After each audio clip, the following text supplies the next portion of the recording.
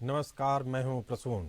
Agenda के इस खास प्रोग्राम में बात आज बंगाल के संदेश खाली गांव की, जो अब देश के लोगों के लिए शर्मसार होने का प्रतीक बन चुका है। संदेश खाली में जिस तरह महिलाओं का शोषण हुआ, वो दास प्रताप वाले हालात की ओर इशारा करता है। तृणमूल कांग्रेस के नेता शाहजहां शेख की मर्जी से गांव के औरतों की आबरू लूटी जाती रही। शासन प्रशासन खामोश रहा। आरोपियों में 3 तृणमूल कांग्रेस के नेता हैं। जब तृणमूल कांग्रेस के नेता टीएमसी नेता शाहजहां शेख के घर पर ईडी की टीम ने रेड की, तो उसके इशारे पर ईडी की टीम पर हमला किया गया। यह घटना है जनवरी की। जब इंसाफ नहीं मिल रहा था तो 12 फरवरी को संदेश खाली की पीड़ितों का गुस्सा फूट पड़ा और उसके बाद इलाके में तनाव फैल गया। धारा 144 लागू करनी पड़ी। इस मामले में अब तक 18 लोगों की गिरफ्तारी हो चुकी है। एक गुर्गा कैसे राजनीतिक नेता बन जाता है, इसको जानने के लिए समझते हैं आरोपी शाहजहां शेख के कैरियर को। शाहजहां शेख बांग्लादेश की सीमा पर स्थित संदेश खाली में मछली का व्यवसाय किया पहले। बाद में आरोपी शाहजहां ईंट भट्टे पर मजदूरी करना शुरू किया, लेकिन धीरे धीरे उसने यूनियन में अपनी पैठ बना ली। साल 2004 में ईंट भट्टा यूनियन के नेता के रूप में उभर कर राजनीति में कदम रखा। इसके बाद सीपीआई-एम इकाई में शामिल हो गया। साल 2012 में टीएमसी के तत्कालीन राष्ट्रीय महासचिव मुकुल रॉय और उत्तर 24 परगना टीएमसी जिला अध्यक्ष ज्योतिप्रिय मलिक की मौजूदगी में टीएमसी में शामिल हुआ। साल 2018 में सरबेरिया अग्रघाटी ग्राम पंचायत के उप प्रमुख के रूप में उसे पहचान मिली। संदेश खाली टीएमसी इकाई का मौजूदा समय में अध्यक्ष है शाहजहां शेख। स्थानीय लोग शाहजहां शेख को चमड़े का दलाल भी बोलते हैं। हालांकि घटना सामने ही आरोपी शाहजहां शेख फरार हो गया। वहीं ममता सरकार कड़े एक्शन लेने की जगह सफाई के लिए नए तर्क गढ़ती हैं। सियासी बयानबाजी का दौर जारी है, जिससे घुटन और बढ़ रही है। अनुसूचित जाति ने अपनी रिपोर्ट राष्ट्रपति मुर्मू को सौंप दी है। पश्चिम बंगाल के राज्यपाल सीवी आनंद बोस ने जब संदेश खाली के उन पीड़ितों से मुलाकात की तो उनका आरोप है कि उनके साथ गुलामों जैसा व्यवहार किया जाता है और स्वतंत्र एजेंसी से जांच कराने की मांग की। आपको बता दें कि एनआईए को जांच सौंप दी गई है। भाजपा संदेश खाली की घटना के जरिए राज्य को अशांत करने की कोशिश कर रही है, ये कहना है ममता बनर्जी का। यही स्थिति सिर्फ संदेश खाली की नहीं बल्कि पूरे राज्य की है और मैं यह रिपोर्ट राष्ट्रपति को सौंपूंगी और ये आगे की कार्रवाई करेंगे, ये कहना है रेखा शर्मा का, जो अध्यक्ष है राष्ट्रीय महिला आयोग की। पाकिस्तान में महिलाओं पर अत्याचार के बारे में सुना था, बंगाल में ऐसा भी हो रहा है। पाकिस्तान से तुलना कर रही है बीजेपी सांसद लॉकेट चटर्जी। ममता सरकार में बंगाल में जंगल राज कायम किया गया है, बीजेपी का आरोप है। बंगाल सीएम ममता बनर्जी क्रूरता की रानी है। अधीर रंजन चौधरी, जो बंगाल कांग्रेस के अध्यक्ष, उन्होंने यह बात कही है। बंगाल में कानून व्यवस्था पूरी तरह ध्वस्त हो चुकी है, जरूरत पड़ने पर केंद्र दखल देगी। केंद्रीय गृह राज्य मंत्री निशित प्रामाणिक ने यह बात कही है। इसी मुद्दे पर चर्चा करने के लिए हमारे साथ तमाम बड़े पैनल पे कई मेहमान मौजूद हैं। टीएमसी प्रवक्ता संजय चक्रवर्ती हैं, बीजेपी प्रवक्ता संजय सिंह हैं, कांग्रेस प्रवक्ता राज वर्मा है, राजनीतिक विश्लेषक डॉक्टर परमवीर सिंह हैं। लेकिन उससे पहले बता दें कि संदेश खाली पर ममता सरकार को हाईकोर्ट से कड़ी फटकार मिली है। उन्होंने कहा है कि आपको लोगों को चुप कराने से राहत नहीं मिलने वाली है। शाहजहां समस्या की जड़ है, अब तक आपने पकड़ा क्यों नहीं है, ये बड़ा सवालिया निशान है। टीएमसी प्रवक्ता संजय चक्रवर्ती जी, अगर अब हाई कोर्ट भी आपके ऊपर सवाल खड़े कर रही है तो अब आपका क्या कहना है? देखिए, शाहजहां शेख की तलाशी चल रही है, आज से नहीं चले, काफी दिनों से चल रही है इनकी। जब से ईडी की छापेमारी के बाद से जो है उनके ऊपर केस दर्ज हुआ था, वो लगातार उनकी छापेमारी चल रही है। जिस दिन उसको हाजिर किया जाएगा, जिस दिन वो पकड़ा जाएगा, उस दिन निश्चित रूप से कानूनन जो भी कार्रवाई करनी होगी वो हम लोग निश्चित रूप से करेंगे, क्योंकि हम कानूनी कार्रवाई करने से हम डरते नहीं। आपने देखा होगा पार्थ चटर्जी जो हमारे मंत्री जी रह चुके थे, जब उनके ऊपर जो है ईडी की कार्रवाई हुई तो हमने 48 घंटे के अंदर हमारी पार्टी ने उनको बाहर कर दिया। 48 घंटे समय दिया था, केवल 48 घंटे के अंदर जांच इतनी हो रही है। नहीं, मैं बता रहा हूँ, आपके नेता के जरिए विधानसभा में भी जो बचाव किया गया उसके कारण से हाई कोर्ट के टिप्पणी करनी पड़ी। हमारे साथ हैं कांग्रेस प्रवक्ता राज शर्मा जी, आपका स्वागत है हमारे कार्यक्रम में। कहा जाता है कि टीएमसी में वही गुंडे हैं जो पहले वामपंथ के समय में थे, क्या यह सही है? सही और गलत क्या है ये तो सामने दिख रहा है, लेकिन मैं सही और गलत का सर्टिफिकेट नहीं दे सकता जैसे बीजेपी के लोग दे देते हैं। लेकिन मैं एक बात जरूर कहता हूँ, कोई भी सरकार हो, कोई भी व्यक्ति हो, अगर गलत काम करता है तो उसका साथ नहीं देना चाहिए। मुझे बहुत बुरा लगता है आज के दिन में राजनीति का जो चीरहरण हो गया है कि अगर किसी सरकार में, मैं कह रहा कि अगर कोई सरकार किसी भी दे, कहीं अगर कांग्रेस की सरकार है, कहीं टीएमसी की है, कहीं बीजेपी की है, अगर बीजेपी वाली सरकार में अगर कोई कांड हो जाता है तो विपक्षी चाहे कोई सरकार हो, लोग हो, वो जाते हैं। लेकिन मेरा ये मानना है कि सबको देश के लिए एक नजीर पैदा करनी चाहिए। सही ये बड़ी बात करें आप कि नजीर पैदा करनी चाहिए, उसमें टीएमसी नेता असफल दिख रहे हैं। बस मैं ये कहना चाहता हूं, मैं फिर कह रहा, मैं कोई सर्टिफिकेट नहीं दूंगा, लेकिन न्याय होता हुआ दिखना चाहिए। न्याय होता हुआ दिखना चाहिए, दिखना चाहिए। संजय चक्रवर्ती जी, फिर सवाल आप ही पे, न्याय होता हुआ नहीं दिख रहा है।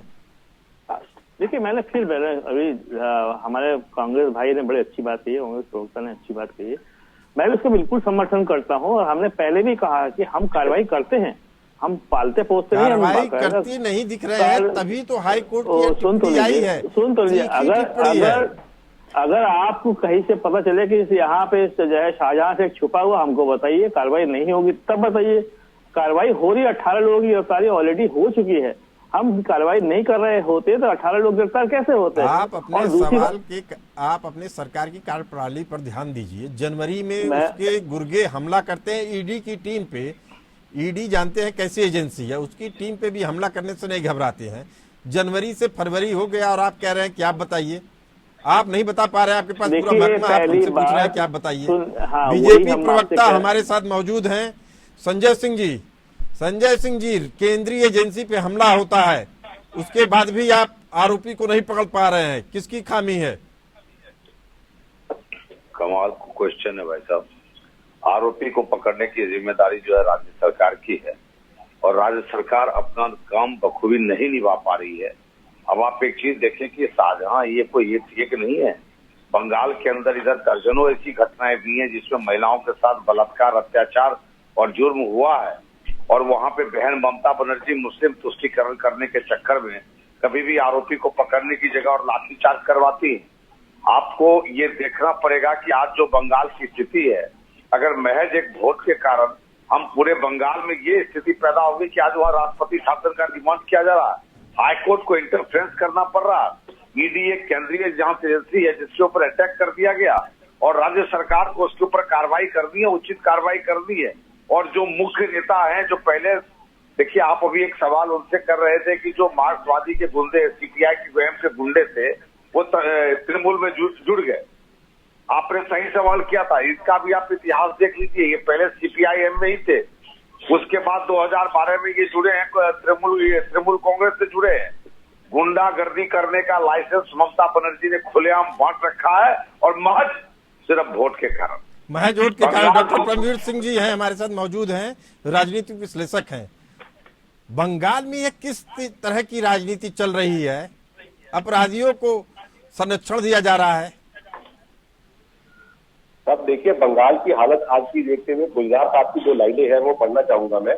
मदारी मुझे खुदा लगा जब छोटा था मैं, आज जब बड़ा हुआ तो खुदा मुझे मदारी लगा इसके तमाशे देखकर। बंगाल के कानून की व्यवस्था कैसी बना चुके हैं हम लोग, हमें समझना होगा। बार बार बात आती है शाहजहां शेख की। शाहजहां शेख अभी 42 दिन, आज 42वां दिन है जब से वो भागा हुआ है, मिल नहीं रहा है। इसके साथ में एक आरोपी और था, उत्तम सरदार, जो जेल में है। तीसरा आरोपी शिबू हजरा, जिसका नाम बार बार महिलाएं वहां की ले रही हैं, वो फरार है। लेकिन वो मीडिया को अपने चैनल्स देता है, बाइट्स देता है, लगातार इंटरव्यू दे रहा है, लेकिन पुलिस उसको ढूंढ नहीं पा रही है, ढूंढना नहीं चाहती। दोनों में बहुत समानता है इन दोनों बातों में, तो ये देखना होगा। अगर हम बात का, मैं खत्म करूंगा अपनी बात, ये जो हमारा ये एरिया है संदेश खाली का, ये पहला ऐसा है, दूसरा एरिया नहीं है बंगाल में। पहले वीरभूम डिस्ट्रिक्ट भी ऐसा ही होता था, वहां भी बहुत डिस्टर्बेंस चलती थी।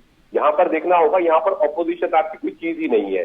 पंचायत इलेक्शन में से 347 सीट थी, उसमें 323 डॉक्टर प्रवीण सिंह, ये के लोग तथ्य की हैं। बात आप जो कर रहे हैं, मैं पूछ रहा हूं कि आखिर क्या मजबूरी है राजनीतिक दलों को या सत्ताधारी दल को कि अपराधियों को संरक्षण देना पड़े? साहब देखिए, बंगाल की राजनीति अगर हम समझेंगे तो एक इतनी आसान नहीं है समझना। बंगाल के अंदर राजनीति और बंदूक और हिंसा का एक पुराना नाता रिश्ता रहा है। ये पहले अभी बात भी छेड़ी गई थी, सीपीआईएम का भी वही कैडर होता था जो बाद में ममता जी के साथ में जुड़ गया है, और वही उनका चुनाव वोट मैनेजमेंट का काम रहता है। तो मसलमैन, ये बाहुबली जैसे होते हैं, ये लोग लोगों को डरा धमकाकर वोट बेटिंग कराते हैं, वही काम ही चल रहा है। उनको संरक्षण दिया जा रहा है, इसमें कोई शुभ नहीं है कि सरकार के संरक्षण के बिना ऐसे वो कारोबार नहीं कर सकते। वो मजदूर थे, उनके बारे में लगातार टीवी आ रही है कि एक भट्टा मजदूर था, आपने भी शुरुआत में करा था। तो इतने अपने छोटे से समय काल में इतना बड़ा कोई व्यक्ति कैसे हो जाए, और इतना निडर कि वो सीडी पर हमला करे और वो पकड़ा भी न जाए। शाहजहां शेख तृणमूल कांग्रेस के नेता हैं, संदेश खाली के मुख्य आरोपी हैं, अब तक फरार हैं।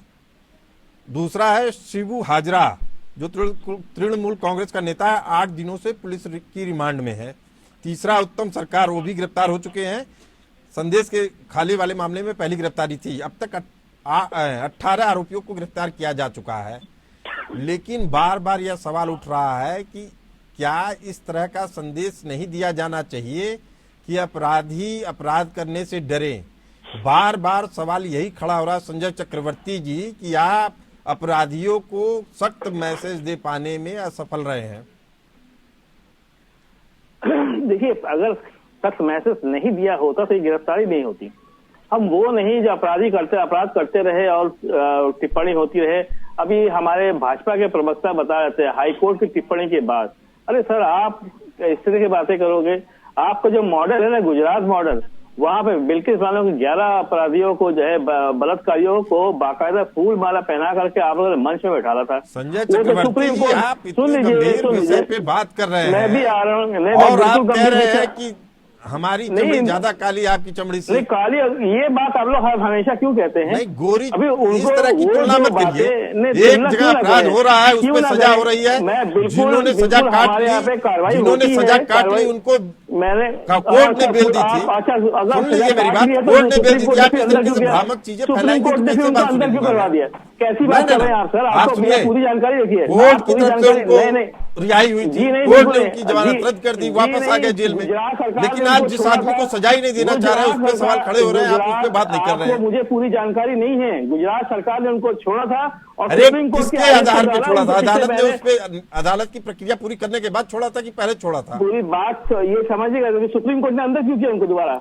अरे फिर वही हम कह रहे न्यायिक प्रक्रिया के तहत तो सारी क्रियाएं हुई हैं जो आप बात कर रहे हैं। अंदर क्यों किया? क्यों अंदर किया दोबारा सुप्रीम कोर्ट ने? आप या तो समझना नहीं चाहते या तो जानबूझ के मुझसे सवाल पूछ रहे हैं कि क्यों किया था। नहीं पा रहे आप, समझा नहीं पा रहे। सुप्रीम हम आपको समझाने के लिए यहाँ नहीं बैठे हैं। गुजरात में केस नहीं तो हम भी आपको समझाने के लिए नहीं बैठे। गुजरात के केस में क्या अपडेट हुई है, किस तरीके से न्यायिक प्रक्रिया का पालन हुआ है, ये देश की जनता बखूबी जानती है। लेकिन आपके मामले में क्या हो रहा है? संदेश खाली में अब आरोपी फरार है। विधानसभा में उनके पक्ष में कुछ ऐसे बयान दिए गए कि वो आज तक न सरेंडर किए न उनकी गिरफ्तारी हुई, इसीलिए हाईकोर्ट को यह सवाल उठाना पड़ा है। हाईकोर्ट की निगरानी में काम चल रहा है, जांच चल रही है, और जिसकी जैसे उसकी जो है गिरफ्तारी होगी उनके खिलाफ पूरा का पूरा एक्शन लिया जाएगा। ये मैं आपको यहाँ पे आश्वस्त करता हूँ। संजय जी, आप कुछ कहना चाह रहे हैं, बताइए। मैं ये कहना चाह रहा था कि हमारे संजय चक्रवर्ती जी हैं, गुजरात के मामले में 3 लाइन बोलूंगा, ज्यादा नहीं बोलूंगा, कि कानूनी प्रावधान है, हाईकोर्ट ने मुक्त किया, सब छूट गए, सरकार का काम है उसको इम्प्लीमेंट करना, सरकार ने छोड़ दिया, सुप्रीम कोर्ट में अपील हुई, सुप्रीम कोर्ट ने मना कर दिया, वापस जेल चले गए। इसलिए गुजरात में आप मत घूमिए। 3.5 लाख से ज्यादा महिला अपराध के केस आपके पश्चिम बंगाल में है।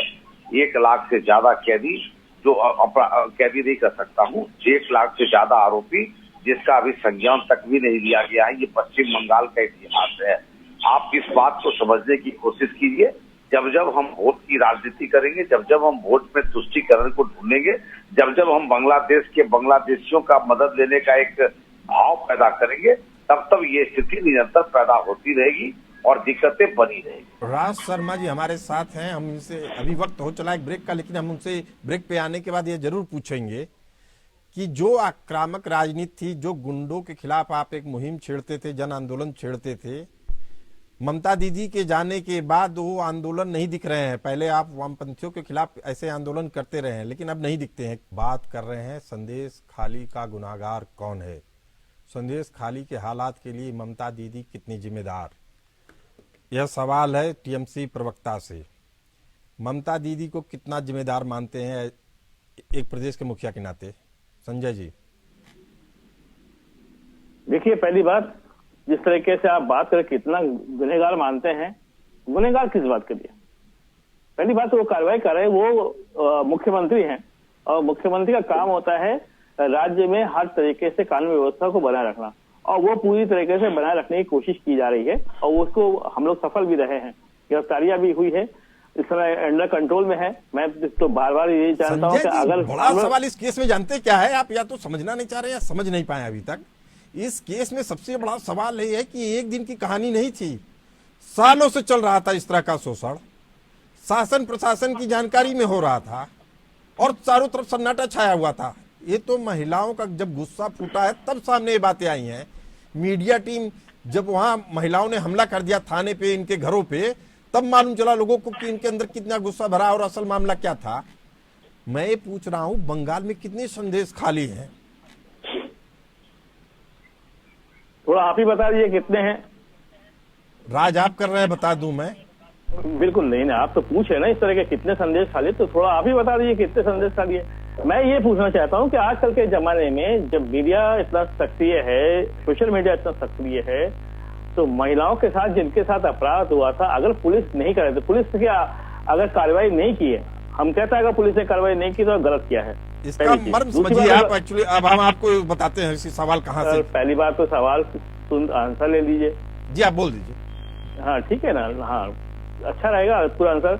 दूसरी बात यह है कि अगर महिलाओं को इस तरह के एकदम से आक्रोश आया है, तो आक्रोश आने से पहले अगर वो मीडिया में जा करके, सोशल मीडिया के प्लेटफॉर्म मैं संजय जी बात कहते हैं, मैं बीच में टोकता क्यों हूँ? मतलब किसी महिला को उसके घर से उठा के लेके जाया जा रहा है और वो जा रही है किसी के साथ, उसके साथ यौन उत्पीड़न, और आप कह रहे हैं कि उसको मीडियम जाना चाहिए। मतलब इस लायक होती हो तो उसके साथ यौन उत्पीड़न क्यों होता? मतलब ये तो हद हो गई। और आप सुनिए, यही मामला नहीं रुक रहा है, आगे भी आप संदेश खाली मैंने पूछा कितने हैं, सुन लीजिए संजय चक्रवर्ती जी। अगर मैं बोलता हूँ तथ्यों पे बोलता हूँ, मैं पूछ रहा हूँ संदेश खाली कितने हैं, तो उसके मायने ये है कि एनसीसी जो आप विरोध कर रहे हैं एनसीसी का और तमाम और बिलों का, तो उसका मतलब जानते क्या है? ऐसे बांग्लादेशी घुसपैठियों को आप कहीं न कहीं स्पेस दे रहे हैं इस जमीन पे, इस क्या कहा जाए, आपराधिक गतिविधियों के लिए एक जगह मुहैया करवा रहे हैं। आप इससे इत्तेफाक रखते हैं या नहीं? ये बताइए, बांग्लादेशी आते कहां से हैं? बांग्लादेश से आते हैं ना। बॉर्डर में किसका शासन है? गृह मंत्रालय का। गृह मंत्रालय किसके अंडर में आता है? केंद्र के अंडर में आता है। तो बांग्लादेशी और रोहिंग्या घुसते कहां से है? और आप कैसे गारंटी दे सकते कह सकते हैं कि बांग्लादेशी केवल है वहां पे? अब यही काम आसाम में किया था। अच्छा मान लीजिए संजय चक्रवर्ती जी, हम आपसे सीधा सवाल पूछ रहे हैं, सीधा सवाल, अगर आपको लग गया कि ये बांग्लादेशी हैं तो उनपे आप कार्रवाई करेंगे या नहीं? आप ये बताइए, पूरे देश के अंदर बांग्लादेशी है या नहीं है? अरे पूरे देश में हटाया जा रहा है। किसने कहा हटाया? आप एक बता दीजिए, हमें रिपोर्ट दीजिए कितने बांग्लादेशी को हटाया गया। मैं आपको भी पूरा रिपोर्ट दे रहा हूँ। अभी 4.5 करोड़ बांग्लादेशी की बात कह करके आसाम की सरकार को हथियाया गया, 4.5 करोड़। उसके बाद क्या हुआ, जब जांच हुई तो केवल निकले कितने? 19 लाख। 19 लाख में से 13.5 लाख हिंदू निकले, बाकी 5.5 लाख लोग के बांग्लादेशियों को भेज दिया गया। हमें बता दीजिए वहां पे बीजेपी की गवर्नमेंट है, 5.5 लाख हिंदुओं का अगर वहां से मुसलमानों को, जो बांग्लादेशियों को वहां से अगर हटाया गया, तो आप बताइए, रिपोर्ट दीजिए मुझको। अरे सर ये गेम है, ये सब लोग गेम खेल रहे हैं। ये सब संजय सिंह जी बताइए, आप कह रहे हैं आप गेम खेल रहे हैं। देखिए, वो कहते हैं ना, एक बिहार में बड़ी अच्छी कहावत है, चलनी दुस्लक सूप का जिसको अपने 76 वो छेद। मतलब बांग्लादेश को पनाह देने के लिए बांग्लादेशियों को, भाई चक्रवर्ती जी सुन लो, बहुत आप भी मेरे नाम राशि हो, तो चंचल हो थोड़ा, ठीक है सुन लो। बांग्लादेशियों को पनाह देना, बंगाल के अंदर बसाना, उसको अपराध में वो शामिल होना, सरकार का संरक्षण देना, ये आज का इतिहास नहीं है बांग्लादेश का, ये कल का, ये पश्चिम बंगाल का, ये बहुत पुराना इतिहास है। जब वहां पर मार्क्सवादी की सरकार आई थी, इसी रास्ते से आई थी, और उस वक्त जब कांग्रेस में थी ममता बनर्जी, इन्होंने सबसे पहला आवाज यही उठाया था कि बांग्लादेशियों को बाहर करो। और जब ये टीएमसी बनाकर सरकार, पहला इनका यही आदेश, यही आंदोलन था।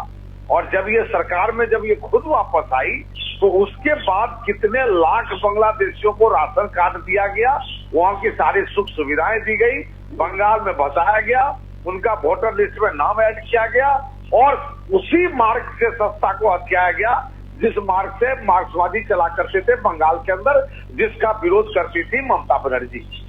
अब सवाल है कि इनके पास अपने बचाव के लिए कुछ नहीं है, तो ये कभी चले जाते असम। अरे असम में जो हालात बदले हैं, असम में जिस तरह से बांग्लादेशियों को बाहर किया गया है, असम के अंदर जिस तरह से विकास किए गए हैं, असम के अंदर जिस तरह से खून खराबे को बंद किया गया है, अगर उस तरह से पश्चिम बंगाल में भी हो जाए, तो हमें लगता है ये बॉर्डर सिटी अपने आप में स्टेप हो जाएगी, बॉर्डर स्टेट अपने आप में स्टेप हो जाएगी। राज शर्मा जी हैं, 30 सेकंड में बताइए कि यूसीसी के समर्थन में है या विरोध में है आप? देखिए, फिर मैं बहक जाऊंगा, फिर नहीं, मैं यूसीसी के बारे में आज कोई बात नहीं करूंगा। मैं सिर्फ एक बात इसको कहूंगा, इंटरलिंक किया जा रहा है, ममता बनर्जी कह रही है यूसीसी के कारण ये मामला उठाया जा रहा है। देखिए, आप भी अगर कोई भी यहाँ पे प्रवक्ता बोल रहा है इधर की, तो आपने भी बीच में कहा था कि नहीं, जो मुद्दा है मैं मुद्दे की बात पे ही बोलूंगा। मैं आज एक बात बोलूंगा, मैं यूसीसी पे बिल्कुल नहीं बोलूंगा। मैं एक बात जरूर कहना चाहूंगा कि देश में जब तक राजनीतिक पार्टियां गुंडों को लगाम और गुंडों को अपनी पार्टी में लेना नहीं छोड़ेगी, और महिलाओं की सुरक्षा के लिए अगर संवेदनशील नहीं होंगे, इस देश में ये घटनाएं सेक एक नहीं, आपने अभी अच्छी बात कही, सेक एक नहीं कई हजार हैं। क्या होगा अच्छा होता हो इस राज शर्मा जी बहुत बड़ी बात कहे हैं, राजनीतिक विश्लेषक हमारे साथ मौजूद हैं। आपसे सवाल है, 30 सेकंड में अपना जवाब दीजिएगा। डॉक्टर साहब की क्या लग रहा है कि अब राजनीतिक दलों को, गुर्गों को अपने पार्टी में लेना बंद करना ही पड़ेगा या कोई और रास्ता है? तब देखिए, कोई रास्ता बचा नहीं है, ये कैंसर है, ये कैंसर इतना फैल चुका है, इसको बड़ा ऑपरेशन चाहिए ये करने के लिए। ये जो अभी फरार हैं, ये पकड़े नहीं जा रहे हैं, इसी कारण से नहीं पकड़े जा रहे हैं, क्योंकि एक बार गिरफ्त में आएंगे तो बहुत सारी बातें खुल जाएंगी, बहुत बड़े बड़े नामचीन लोग घेरे में आ जाएंगे चक्के, और दिक्कत हो जाएगी। राशन स्कैम जो बंगाल का बहुत बड़ा है, उसके सूत्रधार कहीं ना कहीं ये जुड़ते हैं, बहुत लंबा चौड़ा एक चेन ऑफ पीपल बन जाती है, जैसे पुलिस की भाषा में, कानून की भाषा में बोलते हैं। तो इसी वजह से ये सामने नहीं आ रहे हैं, इनके पीछे संरक्षण है, सरकारी संरक्षण पूरा का पूरा मिला हुआ है इन्हें। और वहां पर बार बार कहा जाना है कि ये इनका, आप इस साइड देखिए, अगर डेमोक्रेसी के अंदर पंचायती राज सिस्टम होता है हमारा, वो पहली सीढ़ी होती है डेमोक्रेसी की, उसके ऊपर टीएमसी वहां पर पूरी तरीके से काबिज है। 343 सीटों में से 323 सीटों पर निर्विरोध टीएमसी के वहां पर चुने गए थे, तो ये वहीं से अपना। संजय चक्रवर्ती जी, इस चर्चा से एक बात तो साफ है कि सबको ये दिख रहा है कि राजनीतिक संरक्षण प्राप्त है। आप अपने जरिए अपने दल के शीर्ष नेताओं को इस पूरी चर्चा के माध्यम से अवगत जरूर कराइए कि इस तरह के गुर्गों को अब सभी राजनीतिक दलों को लेना बंद करना होगा, और भारत की जनता अब इस तरह के नेताओं को बर्दाश्त करने वाली नहीं है। इस चर्चा में फिलहाल इतना ही। समय की कमी के कारण आप सभी मेहमानों को धन्यवाद, और वक्त हो चला है इस प्रोग्राम को विराम करने का। चलते रहिए एपीएन न्यूज के साथ।